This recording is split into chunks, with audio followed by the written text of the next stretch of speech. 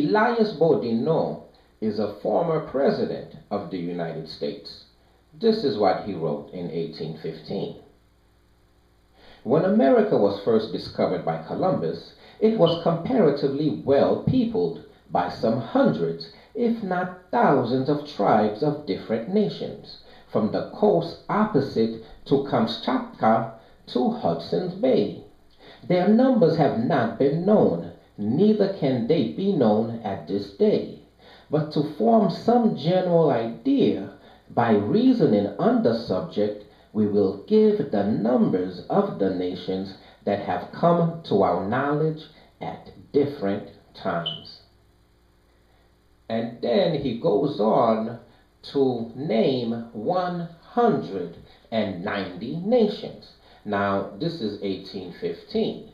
The first Europeans came in 1492. So this is over 300 years later, after much of the damage had already been done. He continues.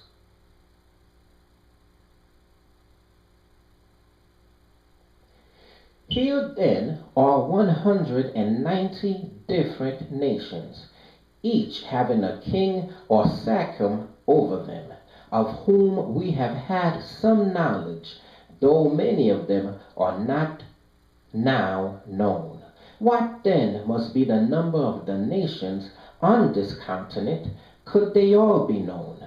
Although we cannot with any precision know the number of the nations on the arrival of Columbus, and much less the number of souls.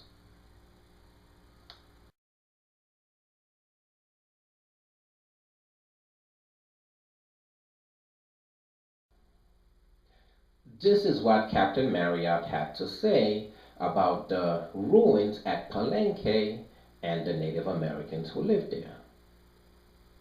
Take, for example, the description of the temple at Palenque, which Lord Kingsborough in his travels not only declares was built by the Jews and is a copy of Solomon's temple, but which, no doubt, is precisely the model of the temple described by Ezekiel. Travelers speak of it in the following terms. It may be appropriately called an ecclesiastical city rather than a temple. On another side of the same clustered court is the detached temple of the chief god, to whom the whole religious building appears to have been devoted, and who appears to have been the great and only God of the nations who worshipped in this temple. Now let's have a look at what Captain Marryat had to say about how the Europeans treated the Indians. And here he's talking about the Indians of North America. These persecutions and repeated acts of cruelty and injustice appear to have no termination. The work of destruction, commenced with the Narragansetts, will extend to the Seminoles and gradually to the blue waters of the Pacific. Look even now at the contest maintained by a handful of Indians in the Everglades of Florida. Do they war against unequal numbers for a crown, for a part of that immense surplus which overflows from the coffers of a country which was once their own? No. They fight for the privilege of dying where the bones of their ancestors lie buried. And yet we, Christians, as we call ourselves, deny them that boon and drive the lords of the soil into the den of the otter.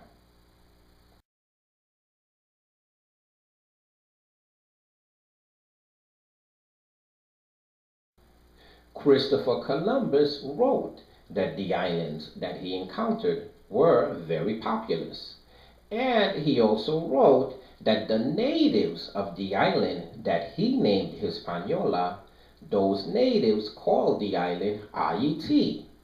And as I had said before, that is the name that it has always had, the name that was given to it by its Hebrew fathers.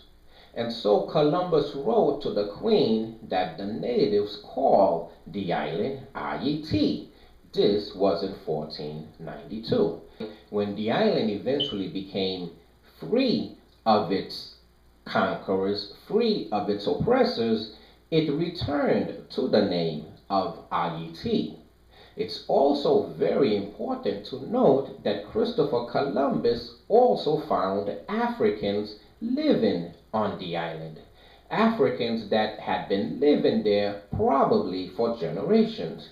And he noted in his letter that they called the island Cipango, that the Manicangos called the island Cipango. Manicango is a nation in Africa. And so when Christopher Columbus came over, he found that the Africans were already visiting the Americas. They were already going back and forth, and they had communities that were flourishing among the native populations. And Christopher Columbus wrote that.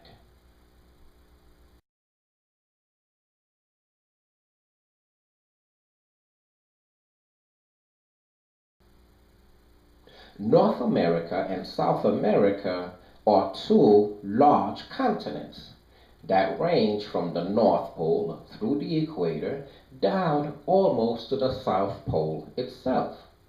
And so when Christopher Columbus came over to the Americas, he found many different types of people. He found many different colors of people. Some of them very dark, some of them very light, and some of them in between. Many of the islanders that he encountered used to use a red pigment on their skins, as well as many of the Native Americans in North America. The red pigment that they used to rub on their skins was to protect them from insect bites. And so that gave them an extra red color. The islanders of the island were at that time brown. They were my complexion. With the red pigment, they would have been a reddish brown. And that's exactly what Columbus found. But in today's society, in the way we talk about people today, the islanders would have been considered black. And so let's read what Columbus had to say. I reached the island of Trinidad. The people there are very graceful in form, less dark than those whom I had before seen in the Indies, and wear their hair long and smooth. They are also more shrewd, intelligent, and courageous. And so, in describing the Trinidadians, Columbus said that they are less dark. Well, to be less dark, you must first be dark. And what he said is that they are less dark than the other people that he had seen in the islands. And which islands did he go to before he reached Trinidad? The other islands of the Caribbean, Haiti, and some of her neighbors. And so what Columbus said is that the Trinidadians are also black, only a little bit less so. Concerning the natives of Sandy Point, Columbus wrote, they were all, as I have said, young, well proportioned, and not dark black, but whiter than any other Indians that I had seen, of very graceful gesture, and handsome forms, wearing their hair long and straight, and cut in the Spanish style. Their heads were bound round with cotton scarves elaborately worked in colors which resemble the Moorish headdresses. Again, in describing the Native Americans, Columbus wrote that they were not dark black. Again, he is staying within the confines of them being black.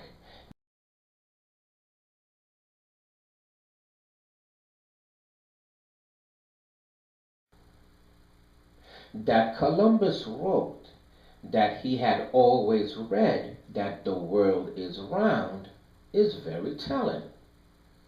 We were taught in school that the Europeans of that time all believed that the world is flat. But here we have Columbus saying something else. We have Columbus saying that he had always read that the world is round. And then he offered Ptolemy, among many other authors, and he offered their arguments in proving that the world is round. And so many of the learned people at the time of Columbus were fully aware that the world is round. However, we were taught in school that Europe taught that they could not go too much out into sea. We were told that they believed that if they went too far out, they would be devoured by sea monsters, or that their gods might get angry and cause violent winds and storms to destroy their ships. In fact, they told us that most Europeans placed the Pillars of Hercules, that is, the Straits of Gibraltar, as their limit. They will not move beyond the Straits of Gibraltar for fear of falling over the edge of the earth. But Columbus is telling us that this is a lie. What we were taught in school is a lie. But, and as we learned earlier in one of our segments with Glenn Beck, there was a collusion of power. Science, government, commerce, and religion had colluded to lie to us. The scientists confirmed that the Native Americans are just savages, that they had no history, no writing, no culture, no civilization prior to 1492. Religion confirmed that these are just a bunch of cannibals that do not fear God. They do not love God. They do not know Jesus the Messiah, and therefore they must be subdued. Therefore, they must be civilized in the name of Christianity. So, whatever befalls them is probably for their own good. Otherwise, they are paying for their sins. And so, religion was adding to the mix. Everybody in America were being taught in their churches that the Indians, far from being the people of God, far from being the children of Israel, the Indians were cannibals. The Indians were sinners. And we know that whatever happens to sinners is because of God's wrath. And so the people in America were not made to understand what was going on, and they could not feel any sympathy for the Indians.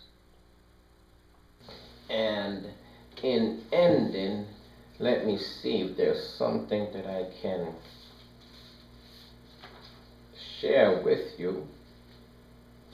Isaiah 43, verses 3 to 7.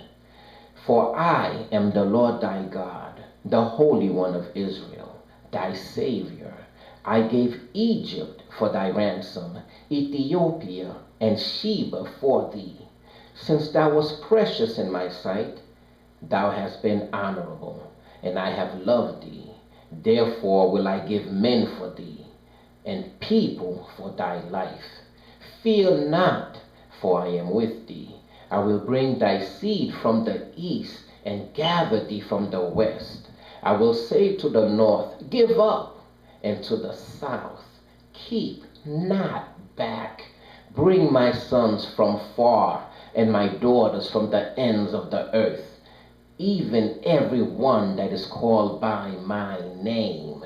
For I have created him for my glory, and I have formed him, yea, I have made him.